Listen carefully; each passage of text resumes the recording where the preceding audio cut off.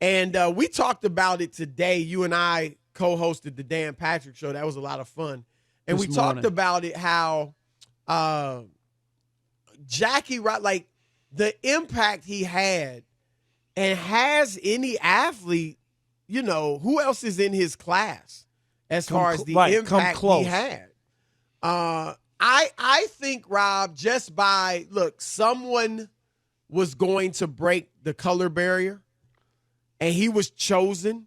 Yep. He wasn't the best player in the Negro Leagues, but he was chosen because of his background and his, demeanor, and they thought he could handle the racism that came his way and the things he had to deal with. And Chris, a lot came his way. It was bad. Gosh. It was bad. Crazy, terrible. Yeah. And so he was kind of put in that position, and you give him credit for being able to handle it, and not only handle it and get through it, but excel on the baseball field and do it with class and dignity.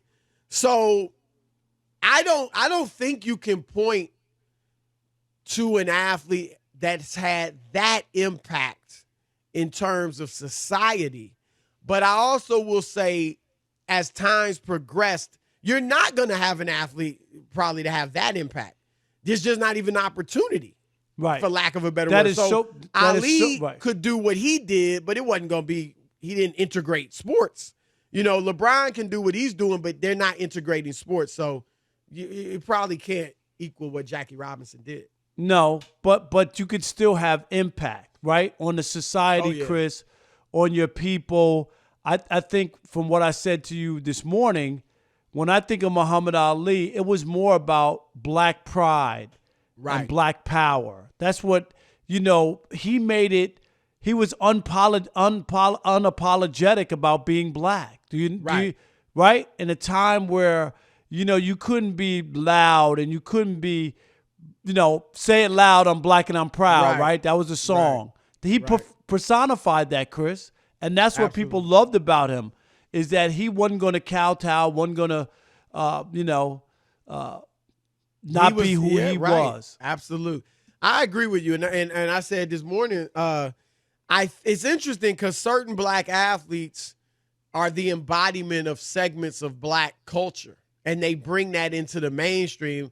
This guy's not on their level as far as impact off the court, but Allen Iverson was the embodiment of hip-hop culture, and he brought that to the NBA and mainstream sports. Jackie Robinson, Rob, I say the embodiment of Martin Luther King and the civil rights movement in sports. Turn the other cheek, didn't, respond with – he responded to evil with good. He took it, and it was like the civil rights movement all wrapped up into Jackie Robinson in sports. And to your point, Muhammad Ali was like the embodiment of Malcolm X in sports. Like, Martin Luther King got laws changed. Jackie Robinson essentially got laws changed in the world of sports. Malcolm X didn't get any laws changed or anything like that. There are not a ton of tangible things you point to. What he did was fill black people with pride and with and empowerment. He made you proud to be black, and he was unashamedly and unabashedly black, and that's what Muhammad Ali was. I'm just as good as anybody else, and I'm better than anybody else. Like, that was the mentality, and so I think that's really, Jackie Robinson was like Martin Luther King in the world of sports, and Muhammad Ali was like Malcolm X. And we'd like to hear from you about just athletes and impact on this very special day, Jackie Robinson Day, April 15th, 1947. Think about that, Chris. That's 20, almost 20 years before the civil rights. And you know how bad people were treated in the 60s. So think about 1947, what America was like. If you have not seen the movie 42, you got to see that movie. I had tears in my eyes, Chris, in the theater, because it's tough to watch. It's tough to see what he went through to do this, and not just for himself, which of course he was a ball player and wanted to win and play Major League Baseball, but man, what a burden to have to carry, Chris, and be That's able a to crazy excel. burden, It really is. Can you imagine everybody? And then imagine had Chris, he was a failure. They Right. you know, What if they he can't hadn't been play. good? Blacks can't play in the major leagues. Yep. Imagine if he was batting 210 or 159, Right. and he failed. What There would were have a lot- happened? And you know there were a lot of people pulling for him to fail. Right. In the league, in the stands, maybe even in his own organization. How about behind the plate, umpires? We don't know, Chris. Yep. Right. All of a sudden the strike zone expands and, when he's at bat, yeah. I mean, it's incredible the obstacles that he faced. Today, obviously, you got two athletes that people would look at as far as impact. LeBron, and I think LeBron's done great things.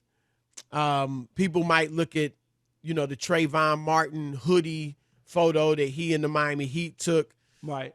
When Trayvon Martin was murdered. He wore the I he's Can't done Breathe T-shirt. The I Remember Can't that? Breathe. Of course, the More Than a Vote this past election cycle. But I think, Rob, beyond that, you and I remember in the 90s, I feel like it started in the 90s, Rob, when players had all these entourages. Yep. And, a brother from the hood would make it to the league, and he's bringing 3 or 4 of his boys with him.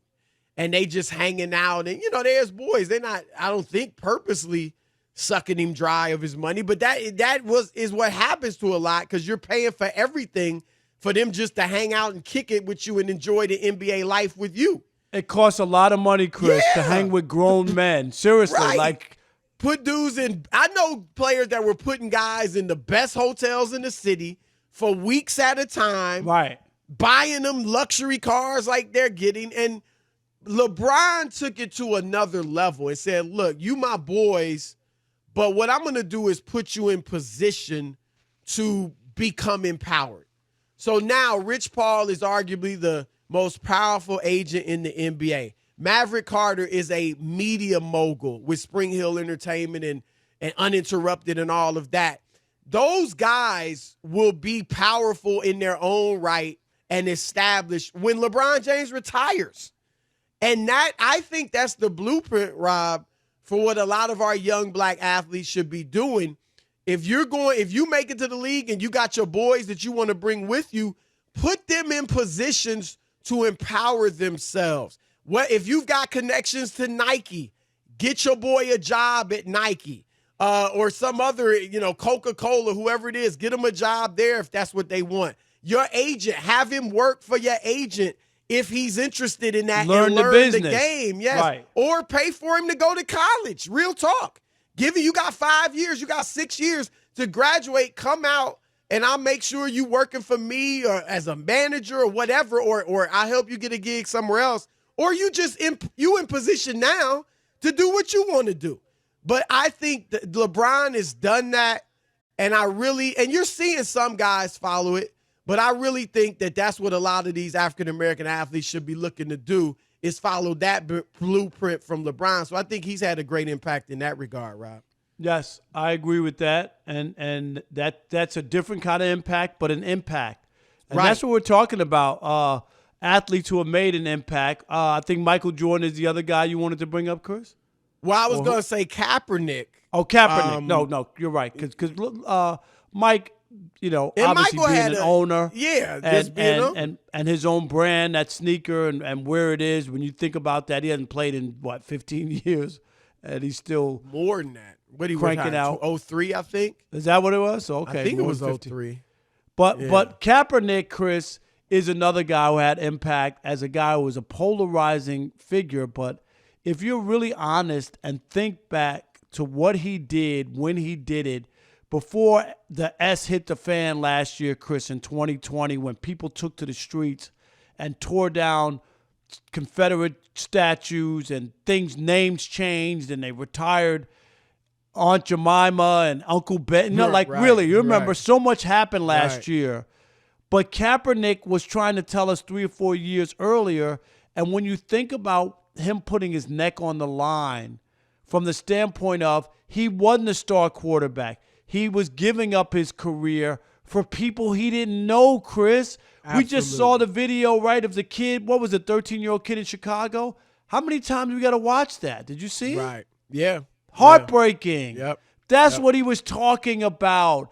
And he was castrated. He was vilified, whatever you want to say, and had his job stripped from him. And people made him out to be enemy number one. Right. He was trying to make a difference for people he didn't even know. How many people are willing, Chris, to give up something for somebody you don't know? You give up your right or left arm, Chris, for your family. We all would, right? Absolutely. Or your cousins. Right. But for I'm somebody totally you with don't know, that's I'm a totally special with- person. And he could have just lived it up. I mean, and yeah, okay, he's got money. Nike gave him the deal, so he's not poor. But he still could have just lived it up as an NFL player, making all that money, not worried about what's going on with African Americans in the streets and stuff like that. He didn't even grow up in the streets. He was adopted by a white family. So, but he did make that sacrifice. And Rob, a lot of people criticized him and said, oh, this was just to be relevant. This, he wasn't so starting ridiculous. anymore. To me, Rob, it took more courage to do it when he did as a bench warmer, as a second stringer, because he was expendable. Had he done it when he was at the top of his game, when Ron Jaworski said he was going to be the best quarterback ever? You remember that? Right? Yeah, absolutely. If he had done it then, he'd still be in the league. They would have been like, hey, he's doing what he wants to do, but as long as he's leading us to the Super Bowl and he's still a great quarterback, he can do what he wants to do. But he did it when he was expendable, and of course, he's out of the league. So I think it took more courage to do it when you were a second stringer who they could cut in a minute and nobody would think twice than if you're a star. If Russell Wilson did that, Rob, they wouldn't cut him. Right. Nothing's going to happen.